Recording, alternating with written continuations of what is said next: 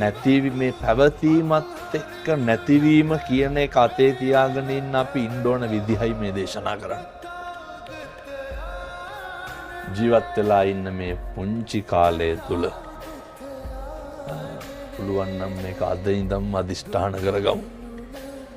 කිසි කෙනෙකුගේ හිතක්වත් රිද්දන්න එපා. ගෙදර දොර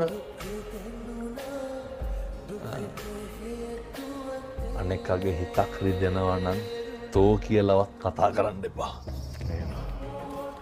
බුදුරු ගන්න. වාචාය සංවරෝ සාදු. මොකක්ද මිනිස්සෙකුට තියෙන්න ඕන?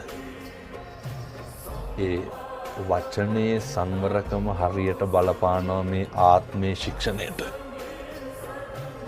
කෙනෙකුගේ හිතක් රිදෙනවා නම් කුණුහරුපයක්වත් කියන්න එපා. පුරුදු වෙන්න.